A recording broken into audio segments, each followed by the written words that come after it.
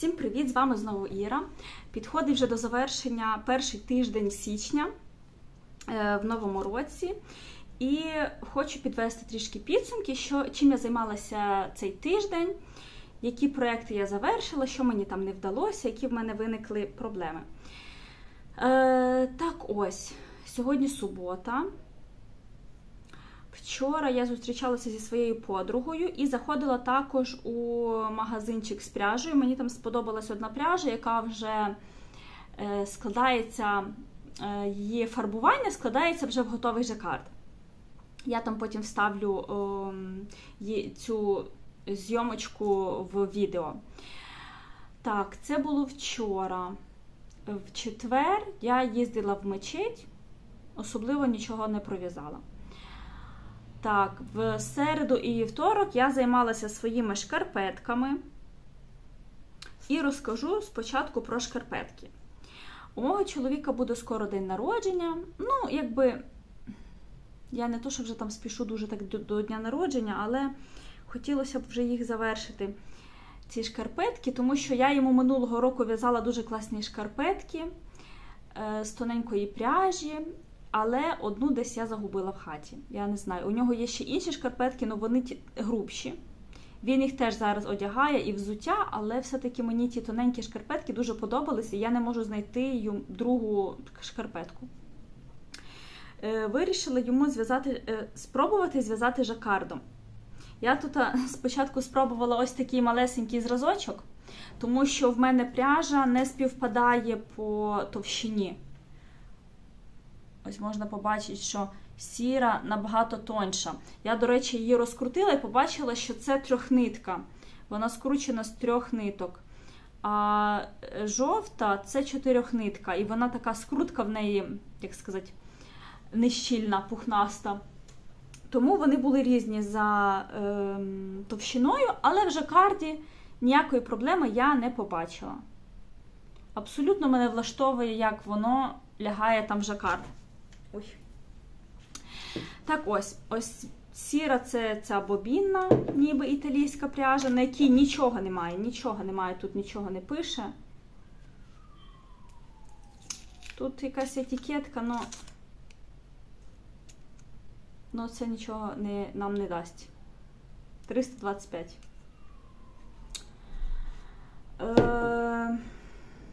Так. І почала я ці шкарпетки в'язати.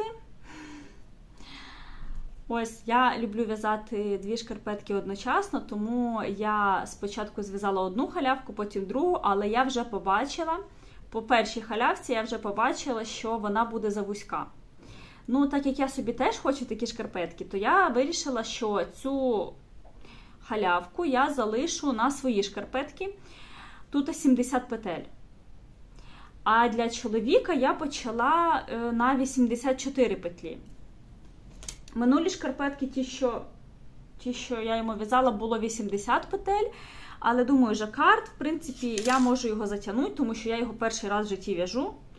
І я думаю, що вирішила 4 петлі мені там явно не заважатимуть. І тим більше мені потрібно було узор вписати в... рапорт узора вписати, ви зрозуміли. Так ось, вже в мене є ось такий результат. Це ця халява, що на 84 петлі, і далі вже я продовжила в'язати жакардом. Зв'язала п'ятку таку укріплену. На вигляд все виглядає дуже гарно, мені дуже подобається. Як на перший раз, я дуже собою задоволена. Я думала, що я набагато більше це затягну. Але я дуже старалася там не перетягнути цей жакард. І, в принципі, мені дуже вони подобаються. Але закрався в мене сумнів, що вони все-таки будуть маленькі на мого чоловіка. І вчора я, як на ту золушку, намагалася натикнути цю туфельку. Я то її натикнула, але я думала, що вона репне зараз. Коротше, вони на нього малі. У нього високий підйом. І воно тут іде в підйомі, ще ось тут іде біля резинки, таке воно широке, що, знаєте, тільки цей жакард починається, воно добре на нього лягло.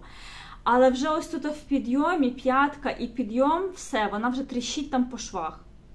Я їх приміряла на себе, ну, як сказати, також ось тут, в цій самій широкій частині, воно на мене великувате. Резинка така дуже пружня, резинка ногу облягає нормально. Але ось тут на мене трішки великі вони. Тут, в принципі, ну, як сказати, ну, трішки вільні. Не стискають ногу, вільно лягають. Тому на чоловіка вони замалі, а на мене вони трошки завеликі. Що я вирішила буду робити? Мені це дуже сумно, тому що в мене це забрало багато часу. Ось весь цей тиждень періодично я в'язала ці шкарпетки, в кожну там вільну хвилину я намагалася їх зв'язати. У мене є ще друга шкарпетка, це ніби та сама, зараз я розкажу, що з нею сталося, чому вона так виглядає по-іншому. Тому я не знаю, чи я встигну зв'язати для чоловіка до дня народження, але ці шкарпетки, в принципі, я можу залишити для свекрухи, тому що у неї нога по розміру більша за мою, і я думаю, що вона і в об'ємі трішки більша. І на неї вона не буде дуже велика там чи дуже мала. Я думаю, так. Мені дуже шкода просто розпускати цей жакард. Він мені подобається, і він мені подобається, як він вийшов. Але мене дуже засмучує, що мені зараз прийдеться починати це все заново.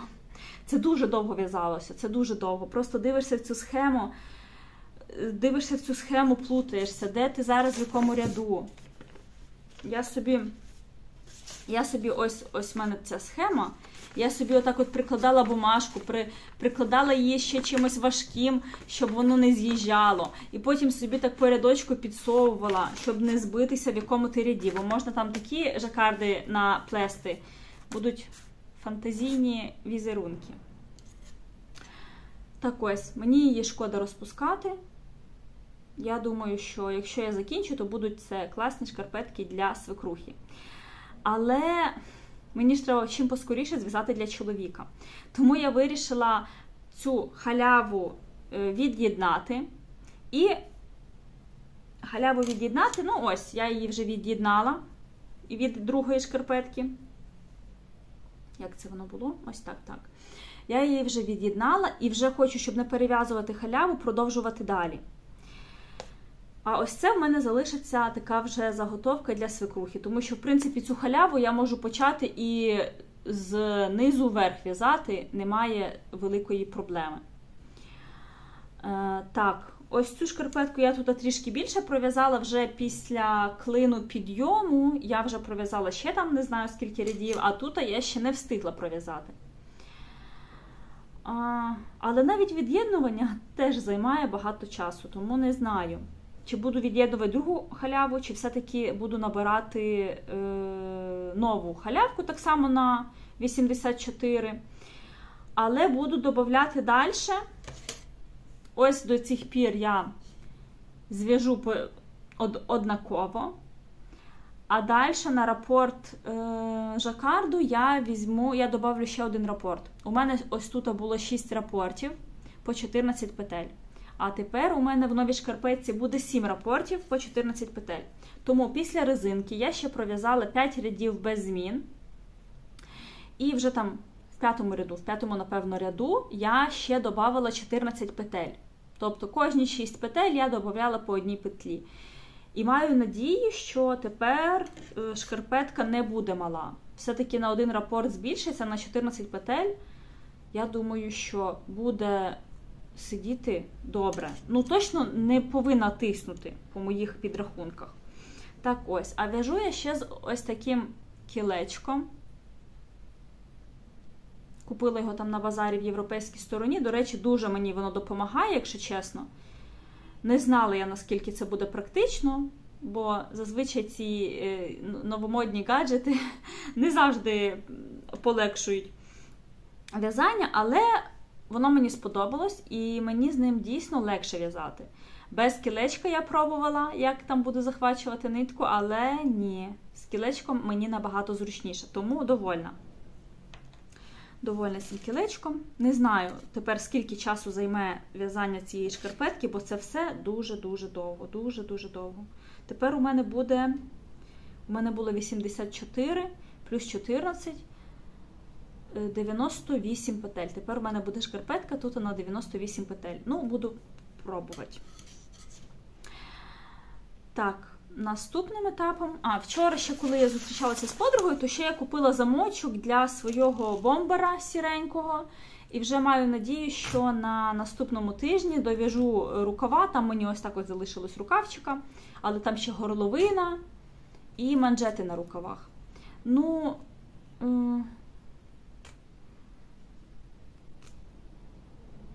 не знаю. Тоді, якщо я буду зайнята чоловічими шкарпетками і робити акцент на них, бо до чоловікового дня народження залишився тиждень, а я навіть не знаю, чи я за тиждень встигну. Ось це в мене забрало тиждень. Ось це. І я навіть не закінчила. Тому не знаю, пришию я цього замочка чи ні. Побачимо, побачимо. Може і шкарпетки відкладу. Так, потім у мене був такий мій, той, що я говорила, таємний проєкт. Це була така лежанка для кота. Захотілося мені зробити щось таке для кота, зв'язати. Таке я придумала таку подушку, і вона таким обрамлена великим валиком. Я там ще зробила таку стяжку з гудзичків, такі я купила гудзички-кристалики, там далі я приєднаю відео, побачите, як воно виглядає. В'язала я з ось такого акрилу, мотки 400 грамові. Що тут пише?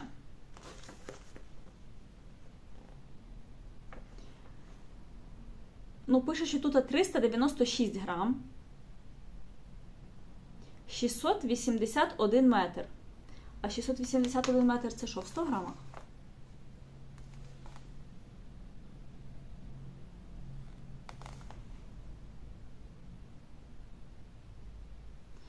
Ні, як це в 100 грамах? Це я щось собі думаю не про те, що треба. 396 грам, 681 метр. Такий акрил, не скрипучий, м'ягенький, як на котячу лежаночку, чудовий. Один моточок я використала повністю, і з цього моточка я використала, тут залишилось 180 грам, значить я використала десь приблизно 220 грам. Значить, у мене пішло 620 грам на котячу лежаночку. Котяча лежаночка така добротня. Якби скрутитися калачиком, то і я б там би розмістилася. Я на неї, до речі, дивлюся, так і хочеться туди плюхнути в ту лежаночку. Так ось. З такої пряжі я показала. І був у мене такий наповнювач. Ось така етикетка, там пише, що це 1 кг наповнювача. Не знаю, щось там, перший сорт. Був, 1 кг це був величезний мішок, якщо чесно. Але ціна його була не дуже, недорога, взагалі недорога. Був ось такий великий мішок. Повний, він був повний. Здоровенний мішок. І залишилося тут буквально 100 грам. Тому можна сказати, що 900 грам пішло. Але я, якщо чесно, думала, що мені прийдеться докупляти другий мішок. Но не довелося. Його вистачило. Він набився цей лежачок не занадто туго, він не кам'яний, але і не такий дуже повітряний. Він такий пружній, класний. Тому зараз зроблю вставку з цього відео. До речі, кіт у мене там, якщо чесно, не лежить. Він там лежить тільки тоді, якщо його туди положить. Якщо я бачу, що він, наприклад, заснув на підлозі, і я його туди переложу, він далі буде спати в цій лежанці. Але сам він туди не приходив ні разу. Але, звісно, якби коту 8 років, 8 років він не привик ні до яких лежаночок, в нього такого не було. Тому, якби, звідки він знає, що там це треба йому туди приходити і лягати. Але коли я його туди перекладаю, то він там, в принципі, лежить. Спить, лежить. І іноді я підозрюю, що так як у нього шерсть така довга і пушиста, то я підозрюю, що йому також гаряче. і він приходить, лягає просто не на ковер, а просто на підлогу. Мені здається, що він так трошки охолоджується. І часто він лягає так, щоб тільки голова була на коврі, а тіло, щоб було на ламінаті. Тому я вже там не бігаю за ним кожну секунду, його не перекладаю в ту лежаночку, але іноді буває, що візьму його, покладу, і він там собі класно спить. Мені, звісно, це серце гріє, бо це так гарно виглядає. Ця лежаночка така гарного кольору, такого, не знаю, якось такої слонової кості. І цей мій білий котик, ці гудзички, які блищать, дуже гарно виглядає. Так.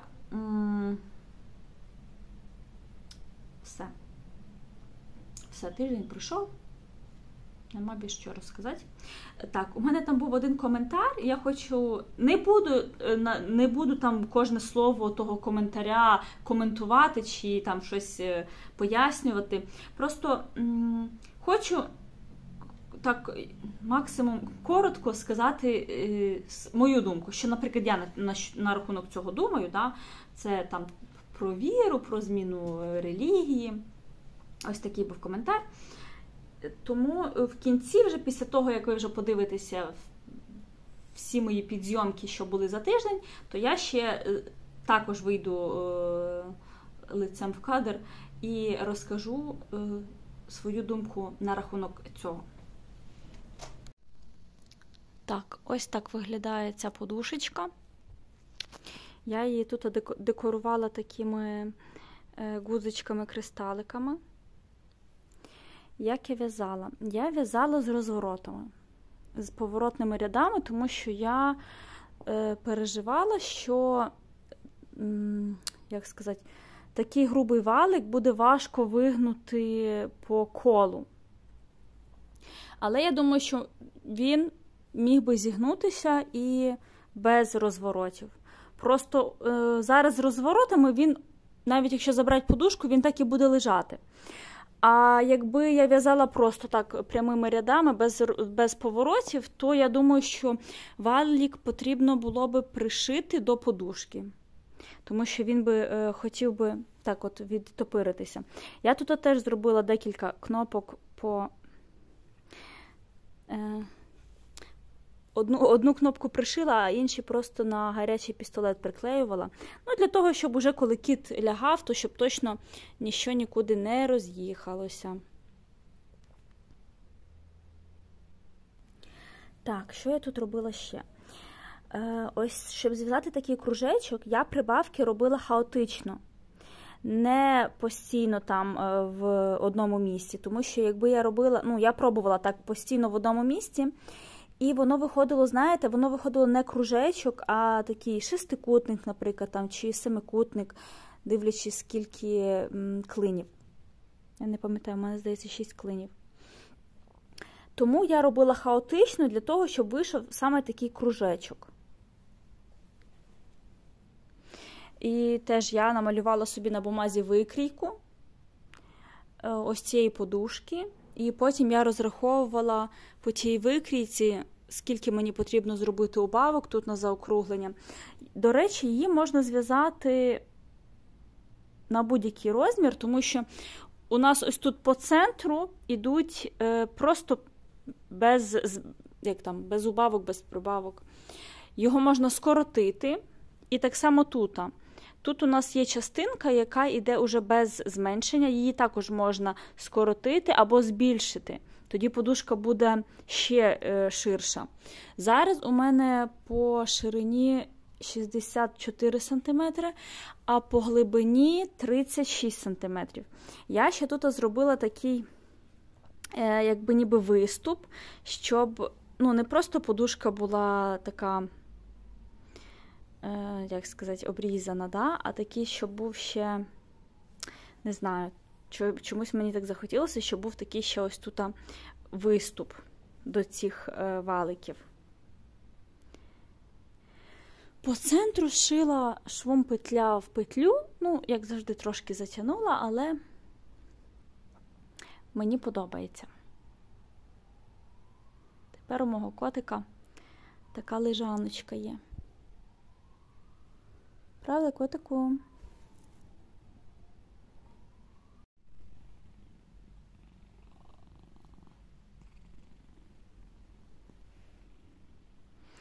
Тут котик погодився трішки продемонструвати свою лежаночку. Я ось тут приклеїла кнопочки.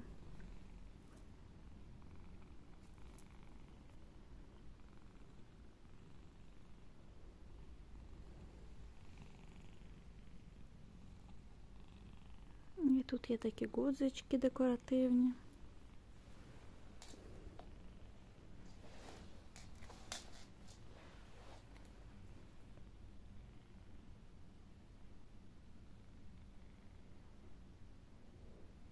Так, я зараз в магазинчику з пряжею, і тут мені показали Гімалая. Там є така кофточка з готовим жакардом. А що тут в складі, треба подивитись. Ой-ой-ой. 100 грамах 250 метрів. А що це таке? Антипілінг акрил? 100% акрил.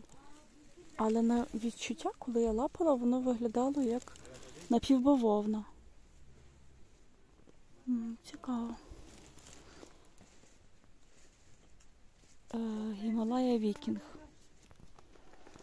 Ось так виглядає кофта.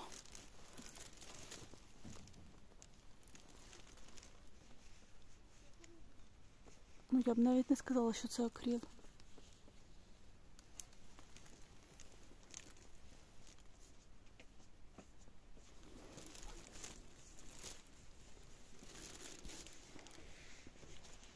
Мені сподобалось.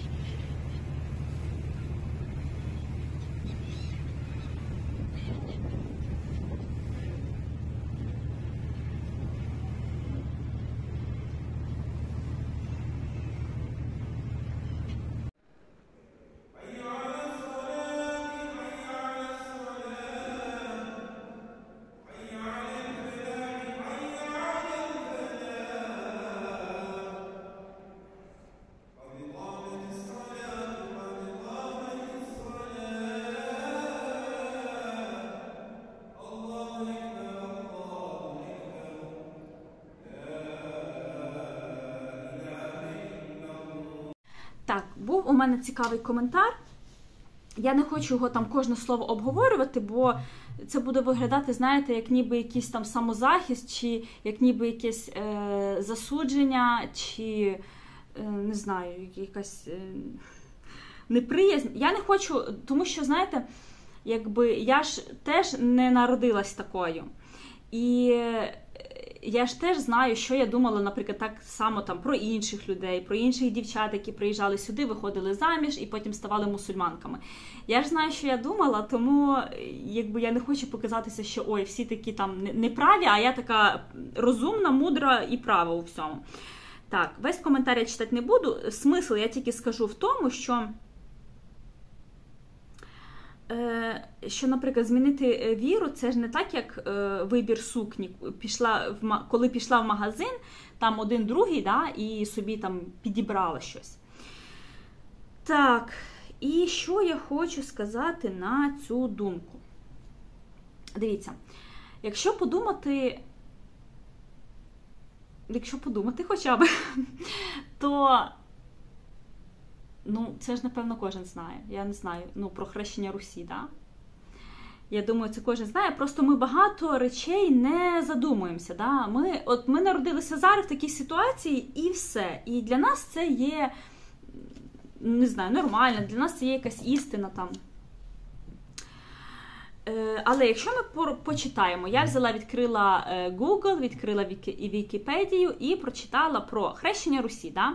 Ми ж знаємо, що до хрещення Русі на нашій території жили наші предки, які були язичниками. І жили собі люди, вони собі в щось вірили, у них були свої боги, вони собі тисали, там, чи виливали з металу, чи вирізблювали з дерева якихось своїх богів, да? Були якісь боги сонця, вітру, там, не знаю, врожаю, які там ще були. І вони нікого не просили їх вчити, їм щось змінювати, вони собі жили щасливо і все. І вірили собі в своє. В кожен, що хотів, там в те й вірив. Так, і. Дивимося, що я вичитала. Князь Володимир Святославович, прагнучи підвищити політичне значення Русі та обґрунтувати об'єднання держави під владою київських князів, здійснив реформу язичництва в 980 році. Ключовою подією стала церемонія масового хрещення мешканців Києва в 988 році. Це коли він вирішив зробити хрещення Русі в 980 році. А хрещення тільки через 8 років пройшло. Так, в результаті Русь здобула статус християнської держави, хоча фактично перехід до християнства тривав іще кілька століть. Те, що під якимось натиском людей заставили похреститися, воно ж для людей нічого не означало. Люди ще кілька століть, не десятиліть, не рік, не два, не 3, століть. А на мене, взагалі, ми ще не перейшли, якщо чесно, від язичництва, бо дуже багато в наших традиціях тянеться язичницький хвіст. Тому головними наслідками хрещення стали укріплення влади київських князів, підвищення ролі Русі в міжнародних відносинах. Тому ми маємо зрозуміти, що це був такий політичний хід. Князь хотів зміцнити свої політичні зв'язки. Да? А так як, де там написано було, де ж це я скріншотила, що в 981 році було підкорено витячів і накладено на них данину. У 83 році Володимир підкорив плем'я ятвягів, що відкрило Русі короткий торговий шлях до Балтійського моря в обхід Новгорода. Так, і в зв'язку з цим ці перемоги зумовили таке становище Русі, що вона опинилася оточена християнськими державами – поляків, чехів, скандинавів і мадярів. Лише волзькі булгари на той час були мусульманами. І задля політичної консолідації всіх східнослов'янських земель Володимир, тут нема нічого такого про синів того Володимира, так ось, він завоював якісь землі, і територія в нього збільшилася, і фактично його язичницькі володіння підходили до границь уже тих країн, які були християнами. Якби він завоював якісь західні частини і підходив, наприклад, до тих територій, які були мусульманами, можливо, могло би так статися історично, що він захотів би свої ці політичні зв'язки зміцнювати, наприклад, з мусульманами. Могло. Тому що також важливою ролью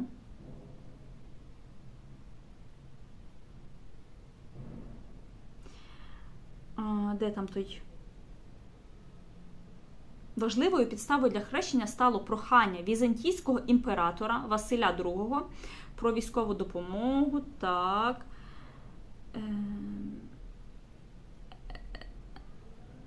Володимир Святославович погодився надіслати війська Василю II за умови, що імператор віддасть йому в дружини свою сестру Анну. Да? Імператор Візантії і ця сестра Анна, вони жили тут в Стамбулі, в Константинополі тоді, колишньому.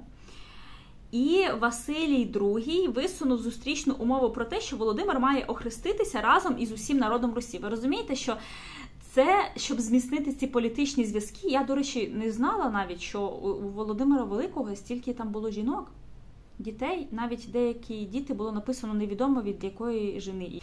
Так, тому,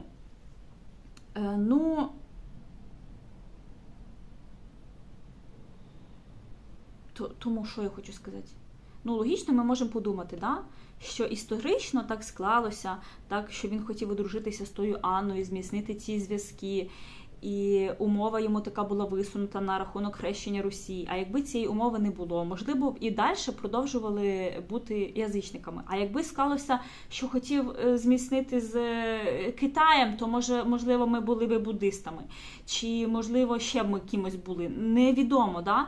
І якщо так думати на рахунок того, що там зраджуєш свою релігію, ну так ми її вже, виходить, зрадили. Да? У нас була релігія наших предків, і нас примусово заставили щось на щось поміняти.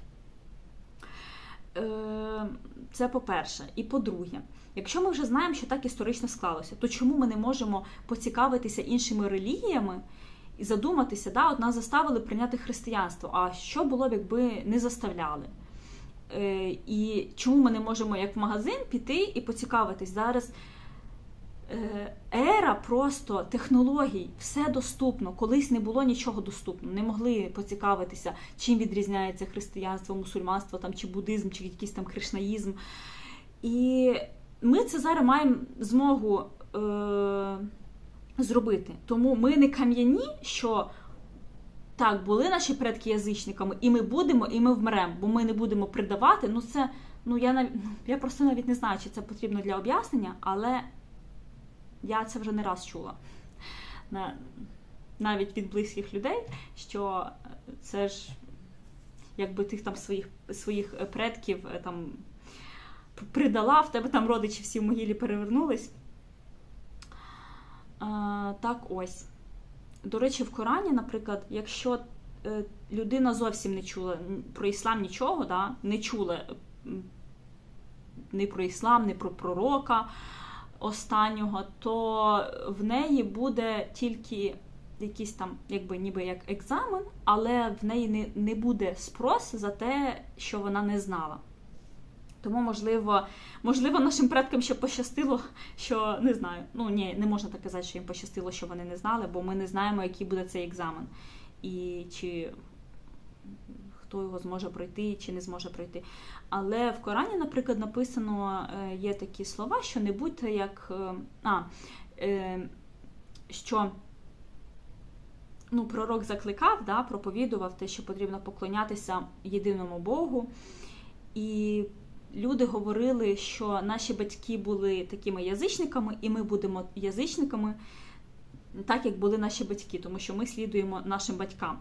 Тому що, якби, в кожній релігії ти повинен поважати батьків, ти повинен їх любити, поважати, і, якби, ти ж своїм батькам довіряєш. Тому, довіряючи своїм батькам, ти думаєш, що вони знали, вони були впевнені у своєму виборі, а тут хтось прийшов і каже, їм щось там потрібно поміняти. І люди не хотіли цього змінювати. І там написано, що не будьте так, як ці люди, тому що для них буде велика кара. Це по-перше. А по-друге, є ще такі слова в Біблії, наприклад, коли Ісус говорить, що люди кажуть, чи не твоїм ім'ям ми робили чудеса, чи не твоїм ім'ям ми зцілювали. Наприклад, якісь там святі люди могли зцілювати в ім'я Ісуса Христа. Да? І в Біблії написано, це я теж не видумала, можете взяти і прочитати.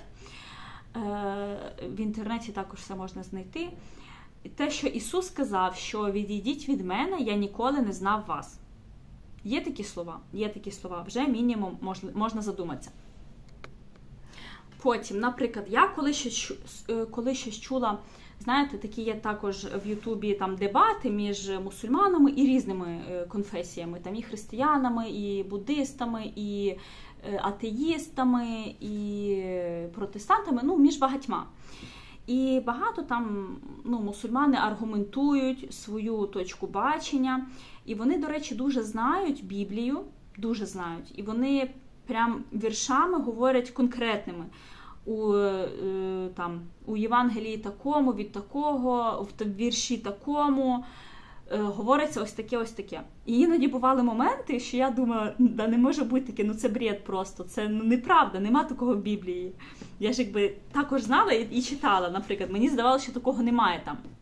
Тому що на пам'ять, звісно, ти ж не знаєш всю Біблію. В мене є Біблія, в мене є Коран, і я брала Біблію, зупиняла на паузу, що вони там говорили, там вірш такий-то, І я відкривала і шукала, і реально таке написано було. Я в шоці була. Іноді моментами просто я була в шоці, що таке було написано. І вони реально не просто того, бо я так сказав, бо ми так віримо. Ні, вони реально, аргументами. Аргументами тими, що і в Біблії написано, і в Корані написано, вони можуть дуже класно аргументувати свою думку. Потім, коли я починала читати Коран, то у мене оце всі мої запитання, що в мене виникали. Вже тут, до кінця я вже тут не клеїла, бо в мене вже закінчилися ці наклейки, і кожна наклейка написана із одної сторони, і з другої сторони. По питаннях. В мене там були якісь питання, в мене там було написано звіритись з Біблією. Чи там, наприклад, пророк такий-то там сказав, да? І я шукала в Біблії, чи дійсно там так було, чи не так було. Тому дуже у мене тут було багато виникало питань. Я все писала з двох сторін, виділяла собі, що мене цікавило. Так ось, я не знаю, можливо, когось це надихне на якісь роздуми чи ні, але ми не кам'яні і, як на мене, немає такого поняття. Я навіть не знаю, зраджувати віру, звісно, є таке поняття. Але, мінімум, ця віра має бути така тверда, щоб ти був точно впевнений, якою ти дорогою йдеш і в що ти віриш. І щоб ти, як сказати, я вже зовсім збилась з думки, що я хотіла там сказати.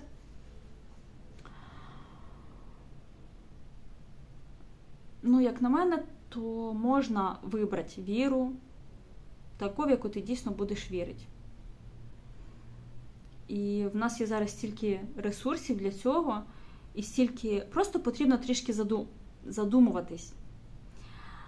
Але коли ти задумуєшся, то може так скластись одного дня, що тобі доведеться все-таки щось міняти в своєму житті. А міняти зазвичай людям нічого не хочеться.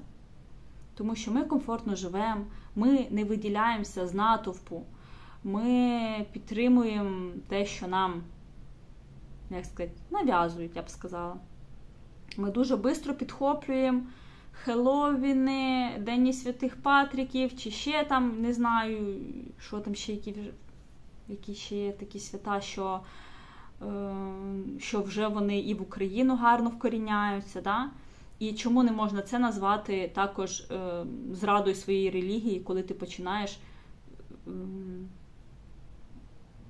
святкувати якісь інші свята. В загальному.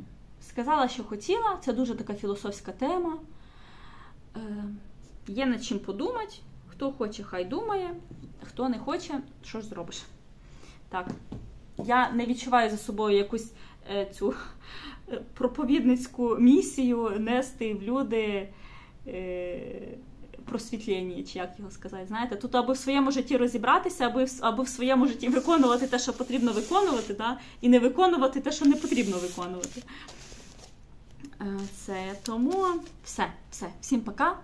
До нових зустрічей. Ніхто, будь ласка, не приймайте на свій рахунок. Чесно, від щирого серця кажу, я нікого не хотіла там образити, чи якось підвищитися, чи поумнічать. Я, знаєте, без году неділя мусульманка, да, просто ділюся таким своїми спостереженнями, якимось шляхом. В загальному. Все, до зустрічі і всім всього хорошого.